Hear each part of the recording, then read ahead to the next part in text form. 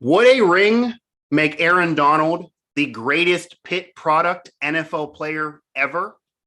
That's a real question we need to be asking right now. And I fully understand the gravity of that question and of this debate, because obviously the Pitt program, it's right up there with really any institution, regardless of the success of the program, in terms of churning players to the NFL throughout history and then their NFL legacy combined with college. This is Mic Drop here on Pittsburgh Sports Live, Pittsburgh Sports Now, and all throughout the Sports Now family of networks. Of course, I'm Mike Asti, and for my money, Aaron Donald's making that case. A ring would do it for him, and I could argue he's making the case regardless. Aaron Donald, for my money, is right now, we are embarking on this career. He is building that career, and a ring would do it. It would make Aaron Donald the greatest Pitt product NFL player of all time. And I know, before you freak out, give me a second.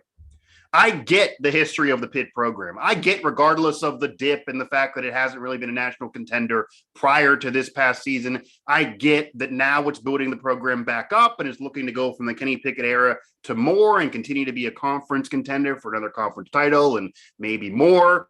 And if they didn't have those upset losses, who knows if they could have snuck into a playoff this past season even. So now this is a different conversation in terms of the Pitt program, maybe closer to glory than it certainly has been in the last 20 plus years, than if we were having this conversation even a year ago today, or when Aaron Donald played in his last Super Bowl with the Rams against the Patriots, one that he did lose, no fault of his own. It is a team game.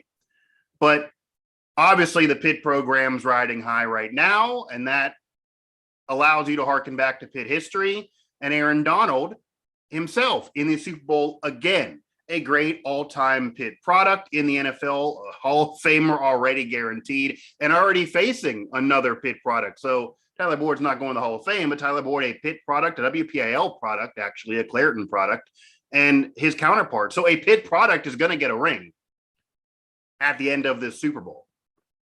But if it's Aaron Donald, does that make him the greatest Pitt product ever in the NFL if you combine legacies? Yeah.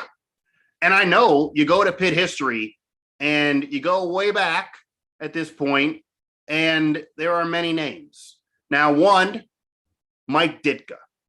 Mike Ditka is a restaurant around town in the Robinson area. That's some solid steak, okay? He's a great Western PA figure. He's more than just a Pitt guy. He is a Pittsburgh man. He is a Western PA guy. Great legacy at Pitt. Loves the area, remembered very fondly the area, and that's well beyond just what he does with a steakhouse for you. And then a solid career in the NFL as a tight end. One of the greatest tight ends of all time. It's very hard to compare eras. For my money, though, not the greatest tight end of all time. Maybe at one point that could have been argued. For my money, that's Gronk now, in terms of what he has been doing, what he does as an individual, how he can dominate games like Shaq used to dominate games in the NBA, and that's not crazy to say at one point in Gronk's career, in terms of that big body, the revolutionary ability, what he did to that position, just dragging defenders.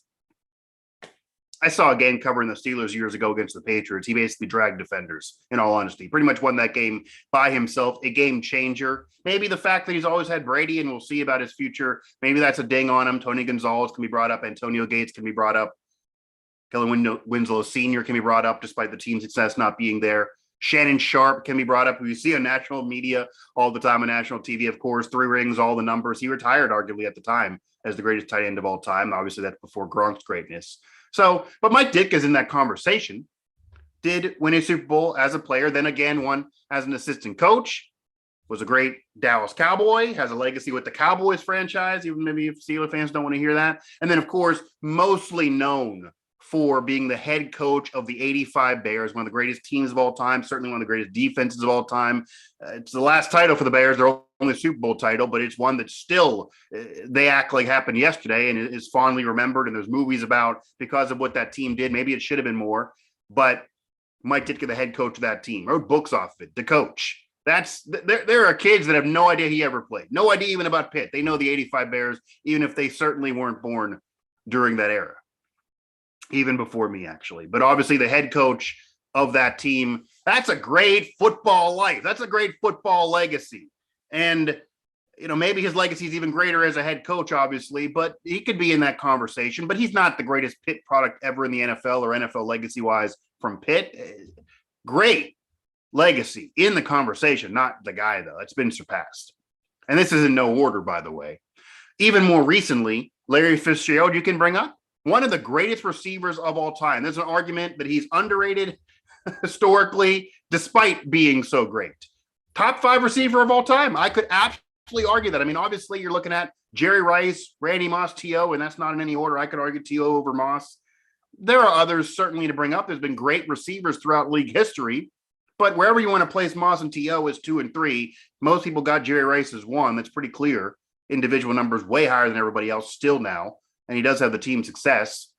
And then Larry Fitz didn't have Hall of Fame quarterbacks most of the time. When he did get one in Kurt Warner, he helped lead a team to a Super Bowl appearance, the only in franchise history. It's against, of course, the Steelers, and almost won that game. And Larry Fitz balled out in that game. And the team success hasn't really been there otherwise, but there were moments. And again, he didn't have Kurt Warner. He didn't have Hall of Fame quarterbacks throughout his career, but the numbers have really been there all the way through. Just consistent success from Pitt to the NFL. And of course, the Pitt era when he was playing, he was a Heisman candidate, should have been a Heisman guy. Didn't get as much recognition as Kenny Pickett, which certainly is something that Pitt fans still have the ire for. But of course, that's because the team wasn't good. He wasn't stacking wins, barely getting in minor bowl games at that point. The Pitt program really let him down. And that all goes to receivers. How can you even say that's the best player? I hate saying best player in football history, even with Brady and Jerry Rice or Jim Brown, because their positions are so different. But a receiver relies on somebody else, relies on the quarterback, relies on the O-line, relies on everything to go right. And a defense can take a receiver out of the game. They can double cover, leave the other one open if you only have one great one, like Larry Fitz had to deal with, and he still got it done. So Larry Fitz, and he's affectionately remembered, of course, in this area. Larry Fitz, Hall of Famer, one of the greatest receivers of all time, but the Pitt legacy, and that would be the greatest at many other schools, of course. But again, as I said at the top, the Pitt program throughout its history, they have a lot to deal with here. They have a lot to talk about here. There's a lot of Pitt players that then have had great NFL success, and not even just Hall of Famers. Again, Tyler Boyd in the Super Bowl, an underrated receiver for many years now, solid production. Joe Burrow brings it up all the time, still arguably underrated. Probably not going to Canton, but NFL success from Pitt. It's beyond just the legends, but focusing on the legends now, because that's where Aaron Donald is. Larry Fitz, Hall of Famer, great legend, not the greatest Pitt product in the NFL in its history. Now, the conversation goes beyond Aaron Donald to 2 other men. And we could name others, but it's 2 other men that are in this conversation. One, Tony Dorsett. And this again goes back in history. One of the greatest running backs of all time. One of the greatest running backs of all time. And you could bring up Darrelle Revis, by the way, as well. Darrelle Revis, one of the greatest in terms of the secondary, in terms of what he did trying to basically silence a quarterback, to shut down one side of the field. Certainly one of the greatest at his position during his era. I get it. Certainly he can be mentioned. But going to Tony Dorsett, now champion with the Cowboys. Obviously, you're coming off the national championship with Pitt. Obviously, you're coming off the Heisman. You're coming off great success in that 2-year chunk of time. Maybe the 2 greatest years in terms of in a row for a football player ever. But you're also talking about a guy who was one of the greatest of all time. Now, Tony Dorsett, affectionately obviously known also in Western PA, one of the greatest running backs of all time. You look at the overall resume, you look at the yards, what he did in his era, especially again from Pitt to the NFL, that chunk of time, the national title, the Heisman, winning a Super Bowl championship in his first year or so. That year plus 2 years, it's hard to match that. Honestly, it's Joe Burrow-like stuff, really, because of his injury. But no one says that Tony Dorsett is the greatest running back of all time. And this is no dig on him by any means. You're talking about Walter Payton. You're talking about Jim Brown before Tony Dorsett. You're talking about Barry Sanders that didn't have the team success, obviously, in the NFL. Couldn't, sniff the playoffs most of his career. Only got in a couple. Couldn't sniff playoff wins. Feel bad for the guy at NFL Honors. I saw a picture with Rich Eisen. He's holding a Super Bowl trophy, holding the Lombardi trophy. Almost, annoys me because it's not his fault and his career was cut short. He would have finished with the all-time number in terms of yards, but just got out of town and couldn't handle Detroit anymore. So that sucks numbers wise. But if you look at the individual years, the individual yardage years, what he did as a revolutionary player like Gronk, I brought up earlier as far as tight ends, his footwork, his athleticism, just being so elusive. It wasn't a big bulkiness. It was just, man, if he was taller, he could have done it as a receiver as well and been Megatron before Megatron. And Detroit, the Lions, they let him down, but you can't hold the team success against him. You can only do so much as a running back. Obviously, a great career in college as well at Oklahoma State. So he's maybe the greatest running back of all time. Emmitt Smith can be brought up, of course. It's not, he won the 3 rings. He was on the dynasty. If Barry Sanders was there, I'm sure the Cowboys also would have been great. It's not like that's against Barry Sanders or his fault that he didn't win a title and Emmitt had all that team success. One of the leaders of the dynasty, that's part of it. And a great player on those title teams. They weren't as good when he sat out those games, the holdout, of course. That's what got him back. And a great player, consistent. That's what you want in an all-time great in a GOAT conversation. Consistent. The yards are there. You got to do something to get those yards. So when you're talking about greatest running backs of all time, and again, this is in no order, many go to Walter Payton, just consistent, sweetness. Obviously does have the ring, even though that wasn't when he was at his apex and wasn't at his best. Even Gale Sayers, to go back to another Bear, that's a shorter career. That's a different era, but just revolutionary, just incredible play that he put up there for you. And there are others again. Jim Brown is somebody that people say might even be still the greatest player of all time. So you're obviously going to put him in the running back conversation. And like Barry Sanders, that was a shorter career. The Browns, unlike for a long time before last year and now back to, I guess, disappointing you again if you're a Browns fan, they were dominant then in the 60s. He did win titles. They were great, certainly before the Steelers got going in the 70s and before the Super Bowl era. So he was part of that. He was a leader of that. He was the best player on that Browns dynasty, I guess, certainly before the Super Bowl era. So you're talking about Gale Sayers, Walter Payton, Jim Brown, Emmitt Smith, Barry Sanders. You can throw Tony Dorsett in this top 10 if you want. Eric Dickerson.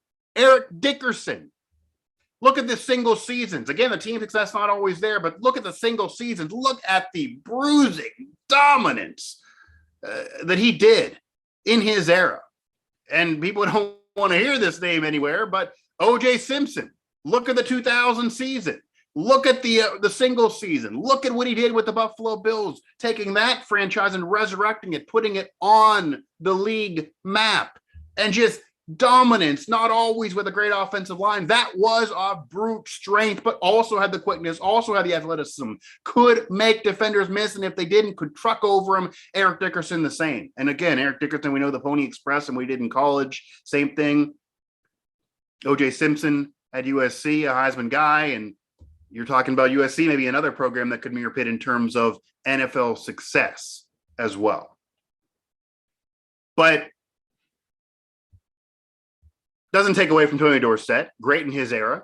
But again, I've already almost named 10 guys. So for me, if you're barely cracking the top 10 of all-time running backs in the NFL, in NFL history, and it's nothing against Tony Dorsett, but if you're not top 5 at your position in league history, then how could I say you're the best Pitt product player in NFL history, despite being great at Pitt and great in the NFL? Hall of Famer for sure, legend for sure, but I can keep going on probably.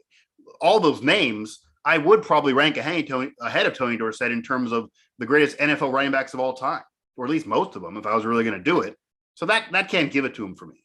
And then, of course, one more. He went to my high school. He's a Pittsburgh Central Catholic alum as well. Obviously, also a Pitt great. Maybe not as much team success at Pitt as Tony Dorsett had, but certainly had team success at Pitt in terms of major bowl game success. Obviously came out in that 83 draft and was a great one the Steelers passed, and we know maybe why. It's off the field stuff, and who knows what will happen at this draft if they do it again with another NFL player, who I don't even think is going to fall to them, by the way. That'll be a conversation for another day. They're not even going to have a chance to pick it. But Dan Marino, right away in the NFL, MVP, revolutionized the position, put up numbers, elevated others, elevated receivers, dominated offensively, got his team into the Super Bowl, did appear in a game and lost to the 49ers and Joe Montana in the midst of their dynasty, one of the 4 rings that he would win.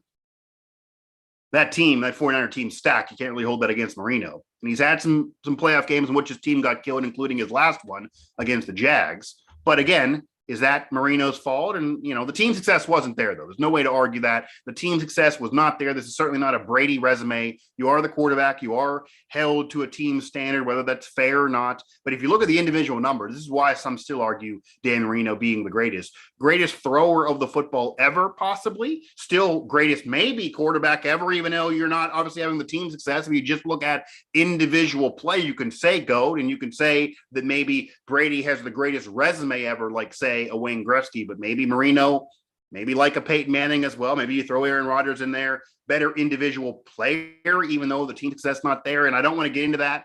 I certainly think Tom Brady is the GOAT, though. You look at individual, you look at the numbers, you look at individual seasons, you look at who he did it with, you look at different eras, different talents. Didn't always have Randy Moss. That was his best year. Didn't even win a title with Moss, despite his best single season and the team best single season. And then all the other success. Won it with Troy Brown, all the way to then, of course, having Gronk and company. Did it without Belichick at the Buccaneers. You can't argue really with 7 rings, even though, of course, it is a team game. The career numbers, the career stats, the MVPs are there. Great. Brady's the GOAT. But Marino may be greatest thrower of the football, and you got to feel bad, too. Again, it's not his fault he didn't win a championship, but no ring. That is always brought up with Marino and Peyton Manning. Very similar career, very similar style, very similar player, but did end up getting one on his own. Also had the MVPs, of course, and then did win one as the team kind of rode him to a title with the Broncos later at the end. He wasn't exactly dominating that year with the 9 TDs and 17 picks. But Marino's going to be brought up. You look at those numbers, you throw them into this era, they're still legendary, they're still great. And honestly, what Marino did in that era, and he said this before, I know this for a fact, if that translated, if he could play in this era, if he could have played in even the Peyton Manning Brady era, those numbers would even have been higher and then some. Okay. That's what Marino believes, and I believe it too, and there's a lot to say that. So maybe is Marino the greatest Pitt product player in NFL history? I think right now, probably you could argue it is Marino. You could argue it's Marino. But if Aaron Donald wins a ring, which Marino did not do, and yes, some of these others I mentioned have done, and Aaron Donald, unlike Marino, who you probably don't, you can't say is the GOAT because of Brady and, top 5, whatever, maybe greatest thrower, but he's not really the GOAT. Tony Dorsett barely cracking the top 10 NFL running backs of all time, despite being great. Ditka is not the greatest tight end. Larry Fitz, not the greatest receiver all time, despite being consistent and being great on his own. Aaron Donald, 3-time Defensive Player of the Year. Obviously, right away, as a rookie, best in the game. Dominating, resurrecting a franchise. Has the numbers. Again, made a case this past season as a runner-up to it, to Aaron Donald, as one of those guys who didn't win and got some votes still. Every year, you could give Aaron Donald the Defensive Player of the Year award, of course. But again, 3-time winner. Could have won others. Dominating, revolutionary at his position, making a case as we speak as the greatest defensive player of all time with Lawrence Taylor. And whoever else you want to mention, Deion Sanders, etc. But Deion could be taken out of the game by the opposing team. They could just say, we're going to ignore Deion. You can't ignore Aaron Donald. And if Aaron Donald wins a ring as even Super Bowl MVP, leads his team to a championship with now another set of characters, does it again, he is a leader of that team. We know what he did at Pitt. And yeah, the team wasn't as good as even the team is now, or certainly during Marino or Dorsett. But again, not Aaron Donald's fault, more of a Larry Fitz type of thing. Aaron Donald right now is building a career that could argue as the greatest defensive player in NFL history. You heard it again. Aaron Donald is building a career that could argue as the greatest defensive player in NFL history. And I know it's hard to compare eras. I get it. Ronnie Lott, whoever. When I mention Mean Joe Green, Jack Lambert, the whole Steelers 70 crew. But Aaron Donald's building that case too. And if you are building the case as not only just at your position, which I think he has, even though there certainly are other great ones, but as the greatest defensive player, the greatest position player, the greatest player at your side of the football, something the others have built cases for, but they aren't that. And then you win a ring and your legacy in college, and you're not nearly done. You got years to go.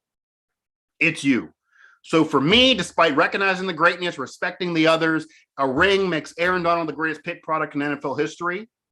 Certainly makes him a guy that can be argued as the greatest defensive player in league history, with his 3 Defensive Player of the Year awards, and with what he's done as an individual. And rings are a team thing, of course. If he would lose, it's not his fault, but even getting there twice is a big deal. So a ring is that cherry on top of the sundae. It is that exclamation point in this career already that, again, is not nearly over, but it would make Aaron Donald already midway through the career that's already building and could argue as the greatest NFL defensive player of all time, certainly the best ever at his position, also would make him the greatest Pitt product ever in the NFL. Yeah, I totally get what I just said. That'll do it for this edition as I drop the mic here back on Mic Drop on Pittsburgh Sports Live and Pittsburgh Sports Now. And again, I stand by it. A ring makes Aaron Donald the greatest Pitt product in the NFL, Pitt product in NFL history. And I know the gravity